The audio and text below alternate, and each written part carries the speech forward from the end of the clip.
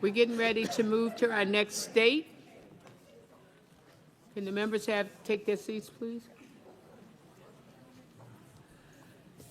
We will now hear from the other applicant in the Western region, Nevada. The state has applied to hold a pre-window state-run primary. At this time, I'd like to welcome Chair Monroe Marino to the podium to begin the presentation to the committee. Well, good afternoon, Democrats. How are you guys doing? Good. I know it's been a long 2 days. I appreciate you all being here and your attention. Thank you to the committee and to our co-chairs, Moore and Roosevelt, for giving Nevada the opportunity to make the case of why we should be first in the nation. I am Danielle Monroe Moreno, chair of the Nevada State Democratic Party, and with me here today are some of the hardest working and most dedicated Nevadans you will ever meet. As the DNC's new Rules and Bylaws Committee, one of the most crucial decisions you will make is determining the order of our party's nominating calendar. The state's chosen to make up the early window in the Democrats' presidential primary calendar matters. But most important decision ahead of the 2028 will be which state goes first. So to kick it off today, we're going to play a short video that tells the story of Nevada, and then I'll turn it over to the former chair of the CBC, my friend and congressman of the Nevada's 4th District, Stephen Horsford. You can go ahead and roll the video. No matter where you were born or which state you call home, if you're a Democrat, you believe a few simple truths. That our country works best when it works for everyone. That lifting people up starts with bringing people in. And the more voices we inspire, the more we win. Harry Reid believed that our party would be strongest if the presidential journey began in Nevada. A state that truly looks like America. A place with small towns and big cities. With families who've been here for generations. And families who are just writing their first chapter. The 3rd most diverse state in the nation. Con el quinto porcentaje más alto de Latinos. And 40% growth in the Black and AAPI communities. A place shaped by hard work, built by unions. The most working class state of all the battlegrounds. A state where women lead at the highest levels. Including both U.S. senators and a majority of state legislators. A place that makes participating in our democracy easier. Where you can vote early. Vote by mail. And even register to vote on Election Day. So everyone, from working parents to hourly workers, can make their voices heard. Nevada is a battleground and a bellwether. A purple state that prepares leaders to compete on the national stage.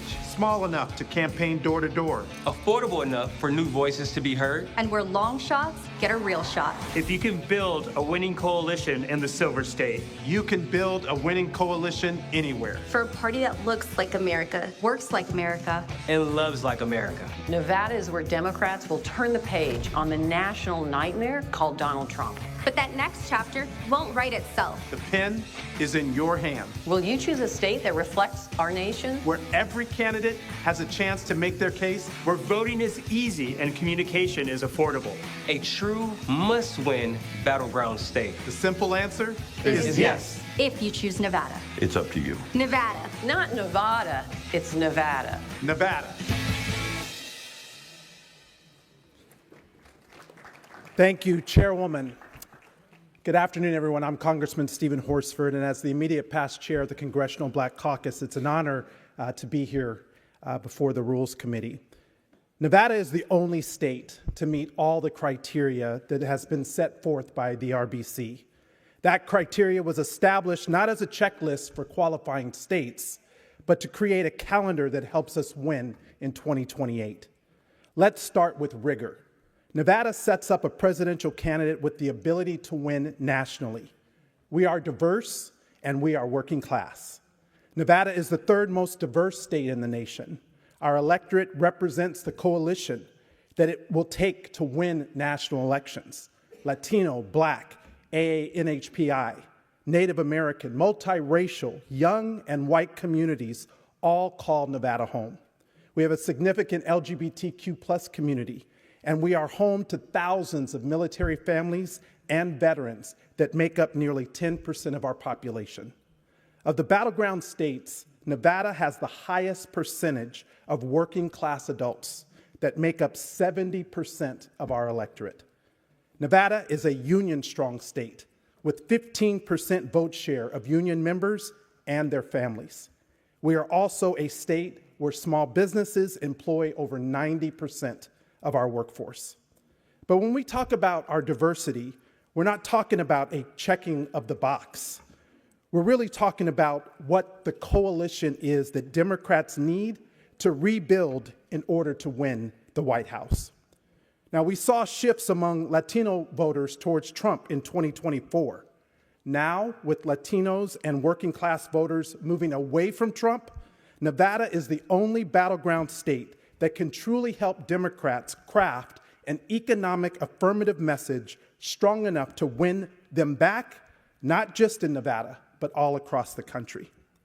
Nevada is also the fastest growing AA-NHPI community in the country, another critical group of swing voters that shifted 5 points to the right in '24. We need both high support and turnout among Black voters in order to win, and with the right message, and we can earn it. Nevada has seen 40% growth in our Black population, which is at 10%, and we are continuing to do that through early engagement where it works. Nevada has the highest concentration of non-college voters of all the presidential battlegrounds. Demonstrating an ability to persuade and mobilize a multiracial working class electorate in our state helps a presidential candidate win across both the Blue Wall and Sunbelt states, and it expands the map in places like Texas. Nevada is where candidates learn whether their coalition can scale nationally. It's how, honestly, I won my district, one that is both rural and urban, racially diverse, working class, where union members live and work, and where small businesses, many of them women and minority-owned, thrive. And Nevada isn't just racially diverse. We represent a geographical diversity with our 2 large urban centers in Washoe and Clark counties and sprawling rural and frontier communities that make up the state's 15 counties. Nevada rewards candidates who can appeal to an all economic and educational levels. Elevating a union-strong, diverse, and highly competitive battleground state will lay the foundation to help Democrats win back the trust of working-class voters and voters of color. We are the working class. We are the coalition Democrats must win in order to win America, and we represent the future of our party. Now, I will turn it over to Ivana Kinsella, Culinary Union's former political director, former state senator in Nevada, and a White House staffer, to talk about how Nevada meets the fairness standard. Thank you, Congressman. Nevada is a small and inexpensive state, and Democrats there have a long history of grassroots organizing and competitive primary elections. With a population of just over 3 million, it's a place where any candidate can test their message and compete for early momentum without breaking their bank account. And it's because Nevada is an accessible state. We have 2 major media markets that cover about 90% of the state's population. And that means it's a place where presidential contenders can meet face-to-face with voters and where retail politics and strong organizing really can make the difference. The majority of Democratic voters live in 2 major counties, Washoe County in the north, Clark County in the south. And we're fortunate that both are highly accessible due to airlines that come through and connections to airport hubs and cities across the country. But accessibility doesn't mean easy. We've never shied away from the fact that it takes hard work to win in Nevada. It's exactly why early investment ultimately pays off. Candidates can't expect to come here in the fall of an election year or just run TV ads and win. Successful candidates will need to run statewide organizing efforts that work in the diverse neighborhoods of metropolitan Clark County, that organize battleground precincts in places like Washoe County, that win in places like Carson City, where our state employees are now union members, and that make inroads in our rural communities. Nevada's expansive rural counties are made up of small mining towns and are places where people like cattle ranchers and farmers live. Those are voters that we can win in Nevada and across the country with the right message and organizing. And Nevada Democrats, we know how to win. I know you've heard of the Reid machine. Its successors have eked out victories in some of the closest margins, working alongside our union sisters and brothers with issue advocacy organizations and with volunteers. We've known that grassroots organizing is in our blood. Nevada's been first in the West since 2008. And that means that we've been planning and executing caucuses for multiple competitive presidential primaries. And we've also turned out voters in our first state-run primary in 2024. Democrats passed legislation in 2021 that changed Nevada from a caucus state to a state-run primary. And that means our state party is now able to focus our resources on registering and activating voters and volunteers year-round through the general election. And we have a record of winning. Since 2008, we have won most every statewide election in Nevada. And that includes re-electing Senator Harry Reid in 2010, a midterm election that national and local pundits didn't believe Democrats would win, and we did. It was the first campaign I worked on, and it's where I started my Nevada journey, something I'm really proud of. And this November, all eyes are going to be on Nevada. We have the opportunity to take out a vulnerable incumbent governor, Republican governor, and elect the state's first Black governor in what will undoubtedly be one of the closest gubernatorial contests in the country. I'll now turn it over to Nevada's Secretary of State and the chairman of the Democratic Association of Secretaries of State, my friend Cisco Aguilar, who will talk about efficient, fair, secure, and accessible elections. Good afternoon. Thank you, Ivana. As Democrats, our values lie in ensuring all Americans have access to make their voices heard. It's core to who we are as a party, and ensuring safe and secure elections have been my priority as Nevada's Secretary of State. With universal vote by mail, 7 days of in-person early voting, county-wide election day vote centers, automatic voter registration, same-day registration, and a ballot cure process, Nevada has some of the most progressive voter access laws in the country. So we can ensure that all voters, no matter where they work or what hours they keep, can have access to the ballot box. And we've already seen these expansion efforts pay off. In 2024, we had the 4th highest youth vote turnout in the country, and Native American voter participation increased by 30%. And I'm proud of the fact that our state has been nationally recognized for our efficient election administration. In the 2024 MIT Rankings of Elections Performance Index, Nevada was named 2nd in the nation. And we continue to adapt to meet voters where they are. As Nevada's voting preferences have shifted from in-person early voting to voting by mail, changes have been adapted to expedite tabulation and reporting of votes at the county level. County election offices are now able to begin counting mail ballot and drop box ballots beginning 15 days prior to Election Day. And we've done so without having to sacrifice or jeopardize our accessible elections. After hosting our first presidential preference primary in 2024, after moving from a party-run caucus to a state-run primary, turnout broke all-time records, even during a non-competitive year. We continue to make voting in Nevada secure and accessible for all, because we know that more voices heard, the stronger our party will be. And to close it out, I'll turn it over to Rebecca Lamb, former aide to Senator Harry Reid. Thank you.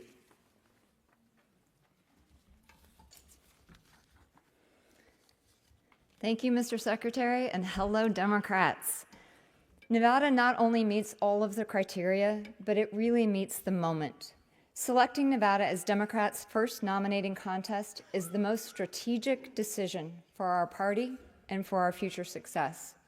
The state that goes first matters. We all know it does. It fundamentally shapes the start of the primary and how candidates spend their time and their resources in the off year. It creates momentum, and it sets the tone and the message for the contests that follow. It elevates candidates, and some others it does not. That's why it's so important that the state that goes first looks like America, is a battleground, and represents the coalition that Democrats must rebuild to win nationally. As a diverse, working-class, battleground state, Nevada is best poised to nominate a candidate who can win the general election. As Congressman Horsford outlined, the coalition it takes to win in Nevada is the exact coalition it takes to win 270 across the battlegrounds in the popular vote.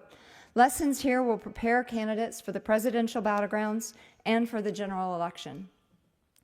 If we want to win in the future, we must also recognize that the definition of swing voters is changing.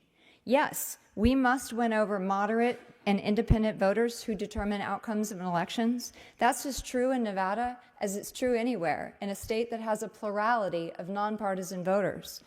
But we also need to recognize that lower propensity, lower information voters have a growing influence on presidential election outcomes.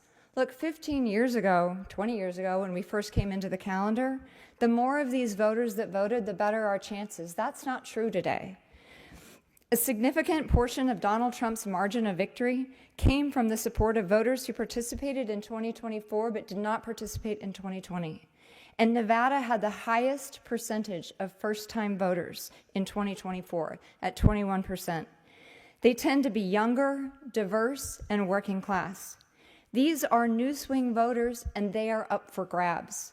Nevada tests a candidate's ability to persuade and turn out these swing voters and our base, to craft a working-class economic message, build a multiracial coalition, engage union voters, and run an effective organizing campaign. No other state can prepare you the way we can for a general election. Look, I'm here today, we're here today, because we want to win the presidential election in 2028, and we know you do too. 2028 may be our best opportunity to reimagine the calendar. The early calendar is first and foremost about selecting a nominee who can win the White House. Nevada is where that test should begin, and now is the moment. The party that Harry Reid built and still exists today is a year-round organization that operates in off years to grow engagement in must-win communities, to register Democrats, and to hire and train staff who are prepared to work on competitive campaigns, something we've been doing for decades. We have a solid track record and proven ability to host a successful first-in-the-nation nominating contest. We have a deep understanding and respect for the magnitude of hosting a first-in-the-nation contest. We are ready, and we respectfully ask for your vote, not only to keep us in the early calendar and in the early window, but to put Nevada first. I want to thank you again. We all want to thank you for this tremendous opportunity to be with you today, and we're happy to take questions. Thank you very much. And Congressman, welcome back to a committee you're also familiar with. Our co-chair reminded us that you served with him, so thank you. I'm not sure that gives you an unfair advantage, but he is familiar with the committee. So we'll now open up the floor for questions from the members. Cristobal. Thank you. Great presentation. Cristobal Alex of Washington, D.C., but from El Paso, Texas, originally. And when I was a kid, my parents would drive all the way from El Paso with the family on our vacations to Las Vegas. Not Disneyland for me, but I guess for the parents, it was Disneyland. We loved it. It was an annual trip that we made. And then later in life, I did my politics. I cut my teeth there, working with Ivana and others, advocacy campaigns, presidentials, including the last Democratic nominee in a primary that won and then went to the White House, Joe Biden. And in my time in Nevada, I learned the importance of coalition building. You talked about that today. And it's hard to think of a better place where you have Latino, Native American communities, AAPI, working folks, really sort of the entire gamut. And if you want to win there, you've got to build coalitions. And you did a great job talking about it today. I want you to dig a little bit deeper, because in the last presidential election, we took some steps backwards when it comes to coalition building, and it cost us the White House. And we simply can't have that happen again. So based on your experience in the coalition building, presidential elections, early state already, how does a Nevada First primary best position us, our eventual nominee, to take back the White House? Thank you. I think I'll start with this question, but then I'm going to turn it over to my friend, Congressman Horsford, as well, in case I miss anything. But I want to thank you for that question, because it's really the question I think we should be asking. And it's one of the questions that you actually asked as a group after the RFPs went in. And in your packet, there is a memo that essentially answers some of these questions, but let me take a few minutes and answer it here as well. Let's look at the moment we're in following the 2024 election, to tee off that statement. You know, even marginal losses among working class voters, Latinos, AA, NHPI, African American, men, low propensity voters, it all contributed to our loss, and it is a coalition. Nevada really does represent the coalition, that very coalition, that if we can build those margins back, we can win the White House. Nevada is really a case study in how white non-college and working class voters have trended away from Democrats, right? They've trended away from Democrats nationally. We've seen that happen in Nevada. We need to be able to have an economic message that wins them back, hard stop, across the country. At the same time, diversity has increased in Nevada by 8 points, faster than the national average since 2008. So let's talk about what that coalition is, because there's been a lot of discussion about how Latinos have moved away a little bit from Democrats, but even those marginal moves makes a huge difference in a coalition state, and it makes a huge difference across the country. So not only do we have a vibrant Latino population, it's 29% of our population. Our AAPI community is 10% of our population. African Americans represent 10% of our population. And it's really how we've continued to win in very, very tight elections is this coalition building. The other piece that I would just say is these low propensity voters, they are the swing voter. And this is a group of voters that reflect the multiracial coalition that we're talking about. The other thing that I would just say is that presidential elections are often determined by economic messaging and economics, right? The economy. And there isn't a state in the country that gets hurt worse when there's a national economic decline than Nevada. I mean, I can't tell you, they call it the Trump slump in Nevada right now, because when people stop coming to this country, when they stop having the money to be able to travel, Nevada gets hurt worse than anywhere in the state. A friend of mine used to say that, you know, when America gets cold, Nevada gets the flu. So there's not a better place to pressure test an economic message that can work across the working class. I would also just say that the infrastructure that a campaign builds in Nevada for the primary is the campaign infrastructure that they will need for the general. I think I'll turn it over to Stephen. Thank you, Rebecca.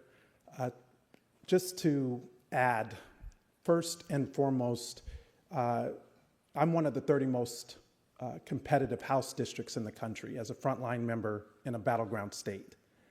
I have won my re-elections because of the coalition that you referenced. My district actually has 37% Latino vote population, whereas our statewide population, Latino population, is 29%. Every group matters to winning in Nevada. It's not about pitting one group over another, it's about investing in every group. And that is the multiracial working class coalition that Democrats must win. This is not about one state. This is about the future of our country. Who leads it? And after everything that we've been through in this current administration, people are ready for a change. But we have to be able to battle test that message. You have to battle test it with the coalition that ultimately will decide which candidate is best prepared. And Nevada, we reflect the diversity, Latino, Black, AA, NHPI, Native American, white working class.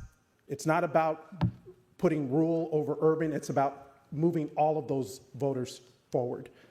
Finally, I just want to say that it's incredibly important that our economic message is centered on working people. And with one of the largest percentages of labor electorate of any of the battlegrounds, you have the ability to make sure from tipped workers to service workers to building trades, from the carpenters to the IBW, that every one of those unions feel bought in and invested in that message as well. And that means candidates getting out into the labor halls, at work sites, back of the house at the properties. That ultimately is what it's going to take to win. That is the future of our party. That is bigger than any one state. That is about putting people over politics at a time when our politics are broken. Terrence Woodbury does some research about the different segmentation of the Black voters, and I want to touch on this for a moment, and I know many of you are aware of this. Yes, we have to bring out our civil rights and legacy voters who show up, particularly Black women who have held this party down. But we also have to reach the rightfully cynical, those who have turned off from this party because they feel like our message hasn't reached them. I think that's true of Latino voters, men in particular, and so having an ability for that coalition to be heard, to have their voices be a part of testing our candidates and our message will ultimately put us in the winning position. Thank you very much, Roxanne. We have a lot of questions in queue, so I will ask our members to make sure they're precise, and I'll ask our presenters to be as precise. Thank you. And I'll be quick because the congressman actually just answered my question, so I'll just make mine a thank you. I just wanted to thank you all. I can't count the amount of times that you said the word union or the phrase working class, and what you just pinpointed. I'm glad that this is being recorded. What you just said is exactly what working class and union members want to hear, and you laid out specific examples of the type of engagement that would happen in Nevada with union people. So I just want to thank you all very much. Thank you. Thank you. Indira?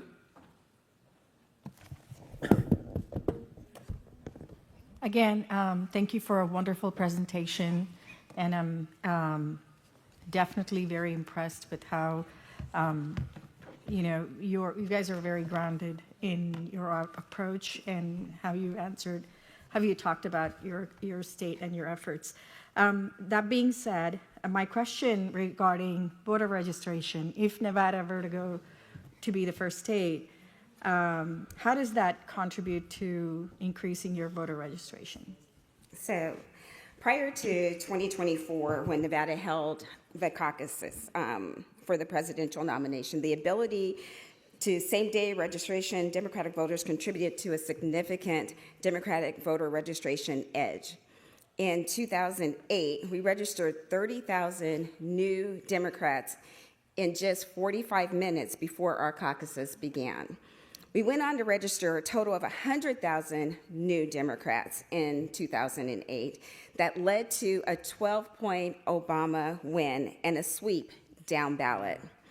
We know that 2028 will be a competitive primary. That alone will create a moment of increased enthusiasm in Nevada.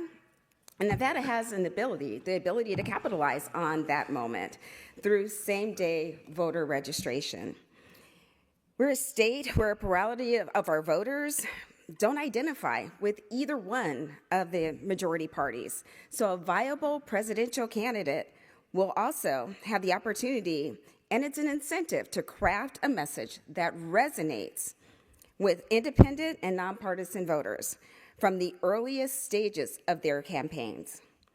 With the shift from a caucus to a primary and with more voters able to participate, Nevada Democrats are ready to leverage the enthusiasm of a competitive Democratic presidential preference primary to register new Democrats. And that will help candidates up and down the ballot, because although we're here to talk about the presidential, we can't forget those down ballot candidates, because that helps boost who's going out to vote at the presidential level as well. Andre T. Thank you, Madam Co-Chair, and the initial's very helpful. Andre Triber from Texas. Y'all have appeared in the early window before now several times, but now the big part of your push is to appear first. And that, of course, comes with a brighter spotlight, increased demands from your state. Y'all have already talked about a little bit about modernizing your election system, moving from caucus to primary, but I would just like to hear more about the kind of preparations that y'all make to be ready to host with that kind of increased demand that you would be under. I can tag in here. Nevada's special for many reasons that we've shared, but one of them that I want to really emphasize is the way that our state party engages year-round with an ecosystem of unions, of organizing entities, and of volunteers who are active truly 365 days a year. And we're a 24/7 state, so why not throw that in there too? And I want to talk specifically about what that looks like, because it's not just engaging with other Democrats. It's really engaging with the community. Organizing in Nevada is true community organizing. And us being ready means that Democrats are showing up in community today. We are at the swap meet, making sure that we're engaging with Latino voters. We're at churches. We are in our community every day. And sometimes that looks like being active on social media. Sometimes that looks like being in person. But the engagement is ongoing in big and small ways. And it puts us in a position to make sure that we're not starting from scratch. We have a long history of not just turning out strong caucuses, going all the way back to 2008. We also have a strong history of winning in elections, and we continue that work as a springboard long after the election is over to ensure that we are prepared cycle after cycle to win up and down the ballot. And I'm confident that if given the opportunity to go first, not only would that infrastructure be there to support all the candidates as they come through our state, but it would also allow for candidates to prepare themselves to go forward in the contest by engaging with volunteers and seasoned staffers who are prepared to join them down the contest going forward. Yeah. Andre W. Thank you, Madam Chair. Andre Washington from the great state of Ohio. Thank you for that presentation. I'm going to be short and sweet because I was just going to echo what Roxanne said. You answered my question. I'm a proud ASME union member. And I just want to say thank you because I wrote down that Nevada is a strong union state at 15%. So I just want to say thank you for engaging. And the question I was going to ask is about union brothers and sisters engaged in the party, but you've answered that already. But if I can make a statement, if you have any more of this Nevada chocolate, please give it to my two sisters because they keep trying to swipe mine. And Madam Chair, may I file a grievance against my sisters to my right, please? Yes. Thank you. Wendy.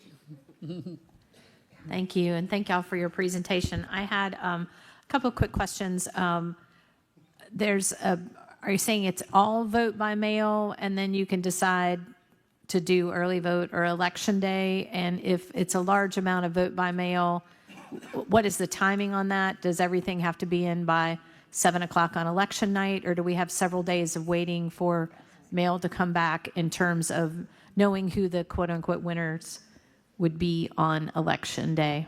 So Nevada, obviously we have universal mail ballot for the entire state. We have vote centers, which will have 7 days of early voting prior to election day. Then we'd have election day polling locations.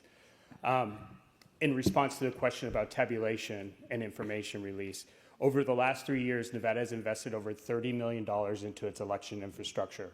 We invested in a top-down voter registration system So now all 17 counties are on the same system, and I am getting data in real time from a voter registration perspective, but also on in-person turnout. Actually, you go to nvsos.gov/vivid. You can see the turnout right now that is happening in our primary election. You can see ballots, number of ballots sent, the number of ballots accepted, the number of ballots processed, the number of ballots rejected, the number of ballots that need signature care. Again, this public information is about transparency and building trust in the process. We have invested in machines in some of our biggest counties.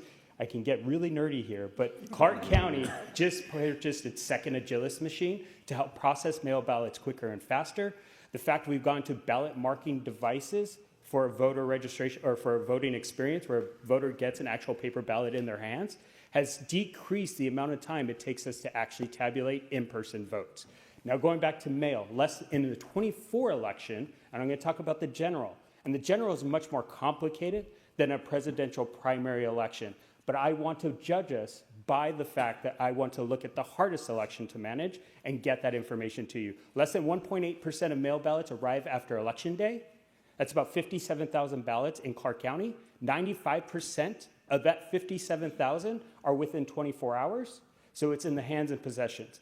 The Clark County and Washoe County clerks had 98% of all ballots in their possession election night. In the 24 general, they got to a 90% processing rate.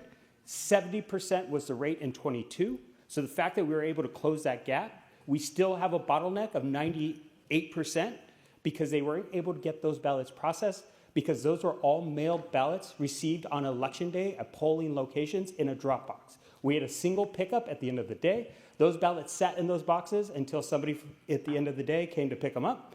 We are now doing multiple pickups throughout the day. We will have technology in 28 to tell us how many mail ballots are in drop boxes at every single polling location throughout Clark County. So if we see a polling location with high turnout, we will send somebody there, pick them up, and begin that processing. In Nevada, we can begin processing mail ballots 15 days before the election.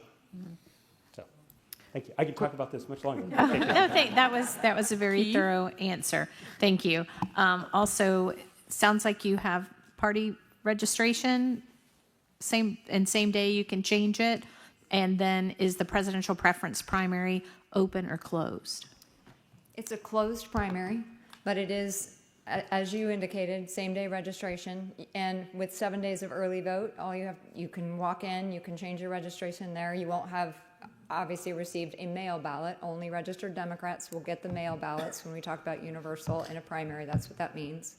But the 7 days of early vote, you can change your registration any of those days, and you can change it on Election Day as well. Keith? Yes, Keith Yamamoto from California. I guess this is a good opportunity to say thank you to all the states that helped us pass Proposition 50, including when we had our Western Regional meeting in Las Vegas before the November election, where we probably had up to, 100 phone bankers to help us pass Prop 50 and hopefully flip 5 congressional seats. The other thing I wanted to ask is more of a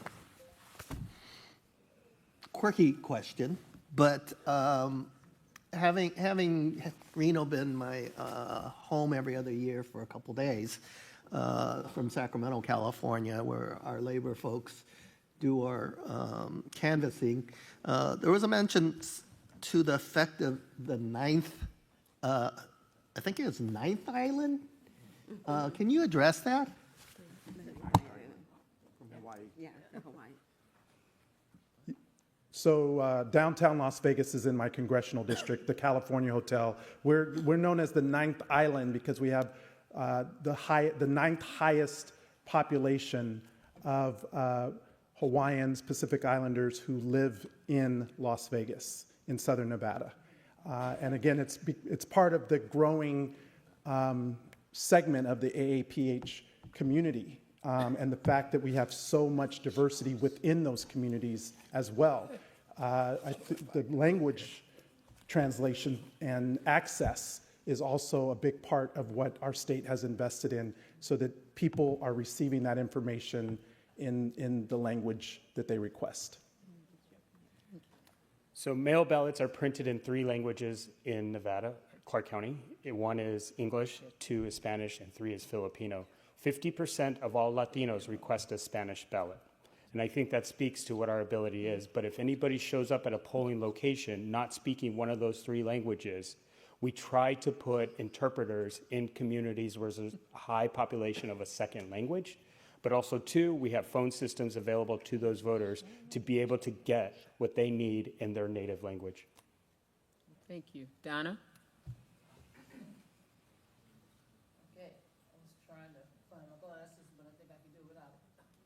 First of all, it's good to see our former colleague, Congressman here. Thank you so much.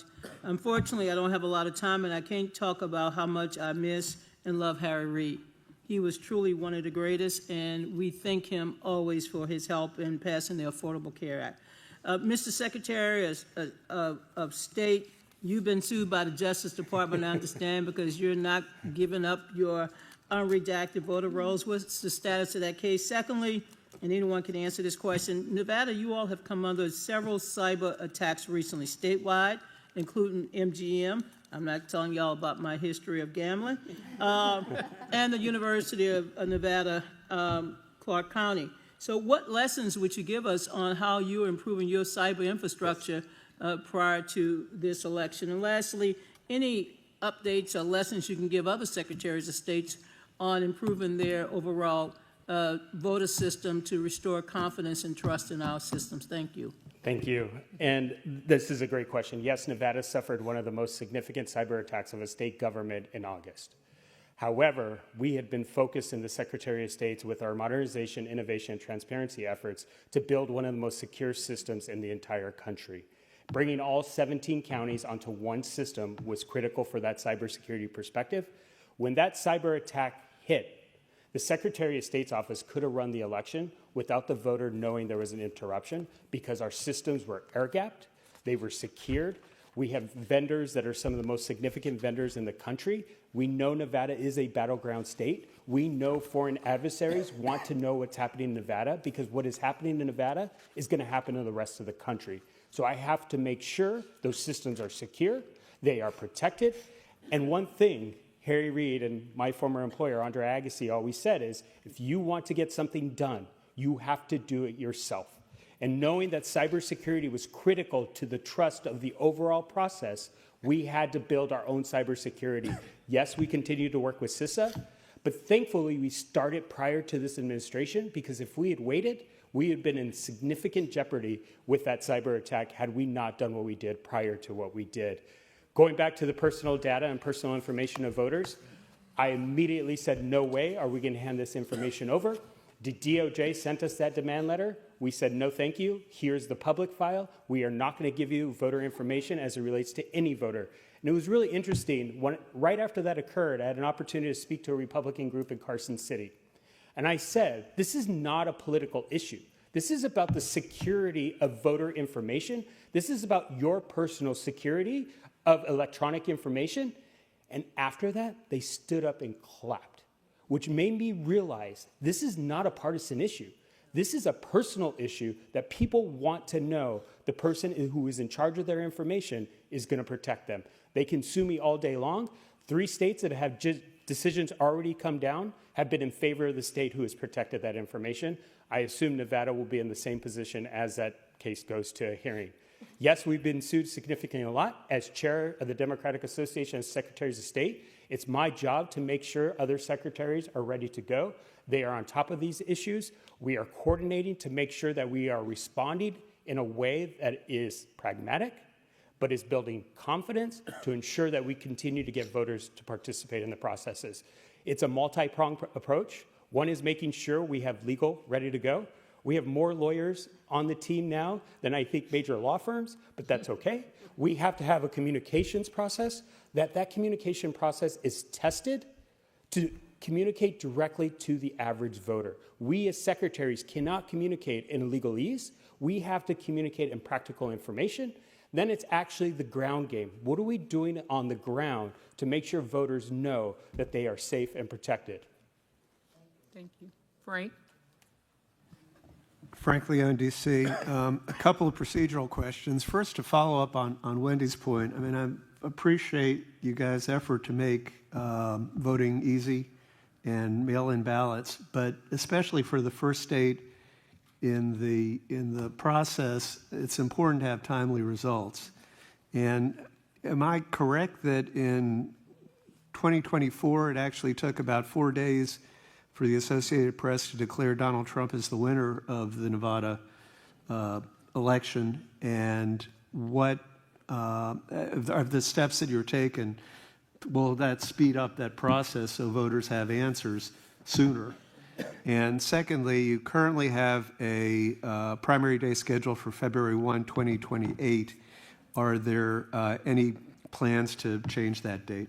Again, going from 70% to 90% of ballots processed in the general election, which is much more complicated than a presidential primary election.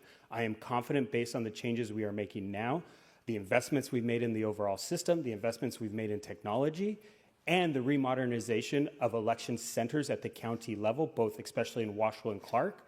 My goal for this general election is to get to 94%, and I'm confident we can do that, which then tells me that we will be able to do what we need to do election night for a presidential primary.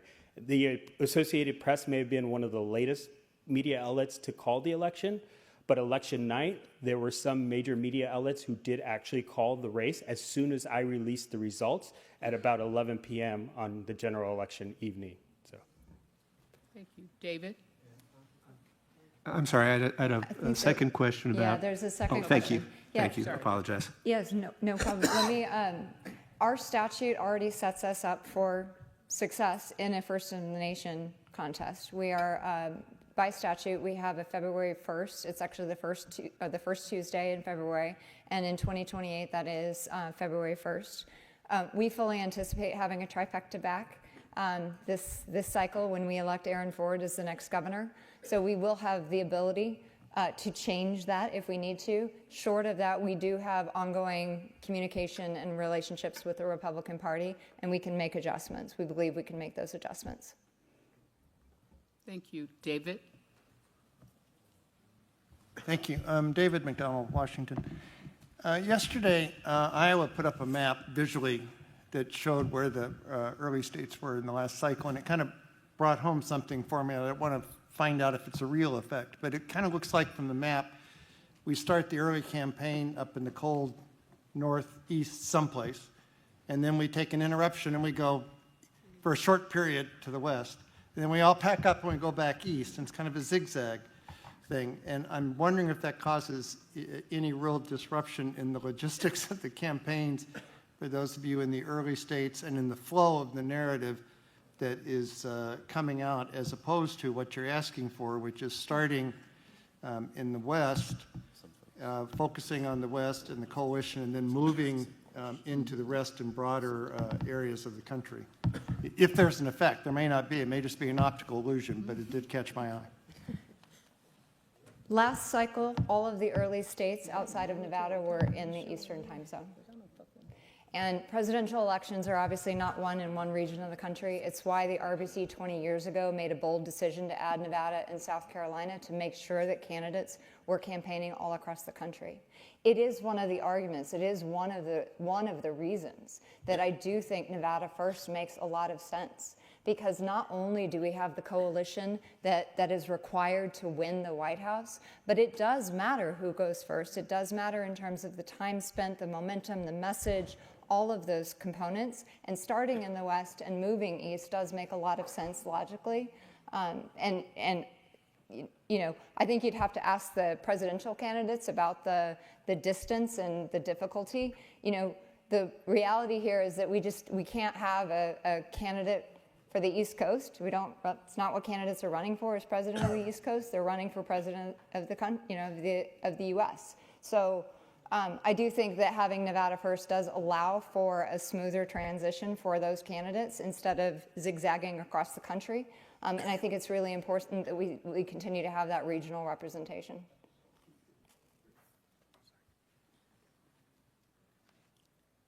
Shad? Thank you, Madam Co-Chair. So I asked New Mexico a similar question, but just as a fellow Westerner, Shad Mirab from Colorado. The outdoor spaces out west define so much of how we talk about issues, and I think a candidate is going to learn so much about how to talk to a broad spread of the West, but also the country. I would love just to hear about the unique way that Nevada has identified talking about public lands, outdoor spaces, and the things that come along with it, like gun ownership or wildfires, and what you think a candidate will learn about how to talk about these issues in Arizona and other Western states that will be critical to the map moving forward. Thank you for the question. So my congressional district is 50,000 square miles. It's literally the size of the state of Alabama. And just yesterday, I was in Lincoln County, Pioche, in fact, which is 1,000 residents in that community doing a ribbon cutting for a new housing project that we secured funding for. And from public lands to water to renewable energy, which is a big issue, particularly for our building trades, and the need to reduce our reliance on fossil fuels, to cattlemen and agriculture, to defense. 4 military installations are located in my congressional district as well. And so the point is, it's that diversity. It's not just demographic diversity, it's geographic diversity. And not every rural community is the same. This is what past presidential candidates learned when they came to Nevada and invested in every corner of Nevada, is what you do in Elko is not the same as what you do in Pahrump, is not the same as what you do in Tonopah. You have to really get out, meet the people where they are. And we have unions represented throughout all those communities. And Democrat, if you're a Democrat in rural Nevada, you are a strong Democrat. But there's also a lot of nonpartisans and independents who, again, are open to our message, our affirmative message on the economy. And I think having that ability to talk about all those issues, from land use to renewable energy to not leaving or ignoring rural America, which is not only important to Nevada. This is something that Congresswoman Debbie Dingell and I confront all the time in the House, is we have to reach out to every corner of this country. That is offered to you in the state of Nevada. Thank you. Maria? Thank you all. Maria Cardona, D.C., Washington, D.C. I've worked with, I think, all of you at some way, shape, or form, and the presentation has been terrific, so congratulations. The question I have for you is, if you are to go first, Nevada has an amazing history of knowing how to reach out to Latinos, communicate with Latinos, and it is a critical population. Right now, our community is in the spotlight, and we have a target on our backs. So you all know that probably better than anyone. My question is, the Trump administration has already said that they are going to send ICE to polling places.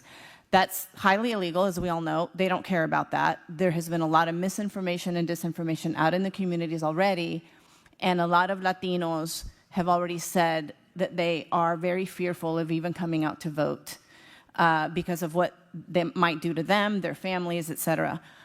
Can you talk to me a little bit about what you all are planning to do to make sure not just that the community understands that it is illegal for ICE to go to polling places, but that the communication and the information gets to these communities so that they feel safe, that they understand that they will be able to go vote safely, and that their vote will be counted?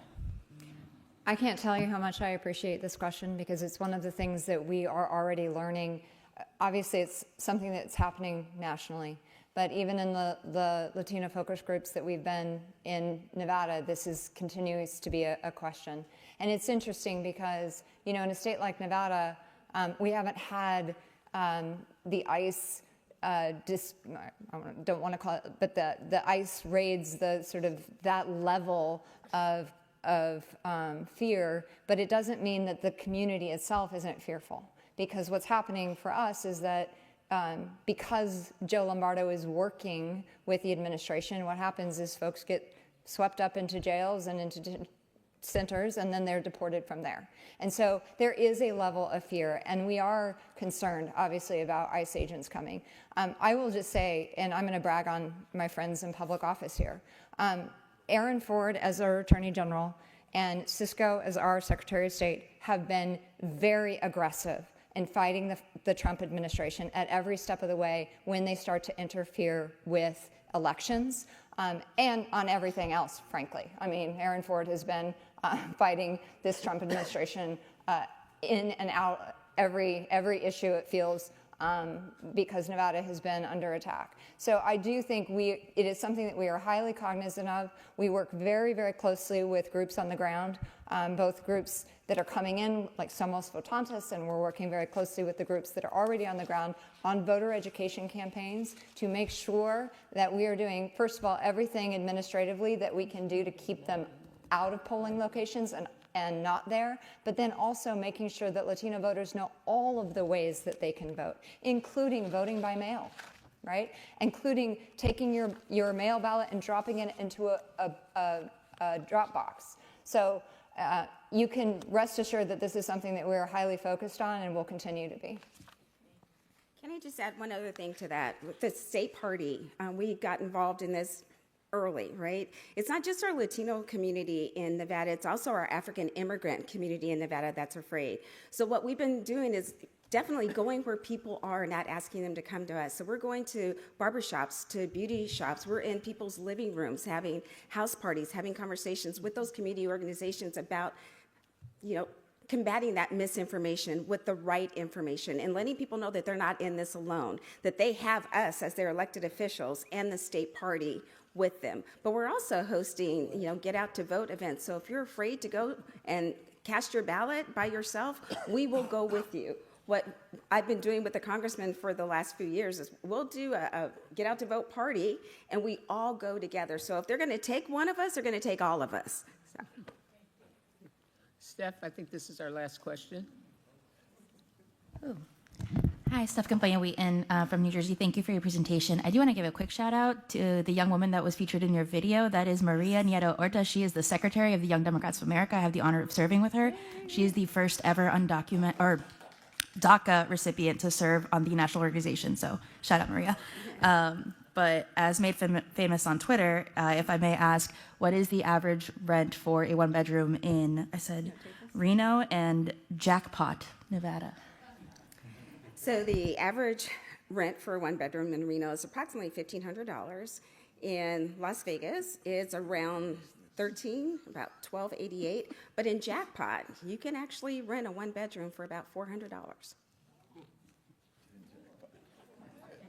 Wow.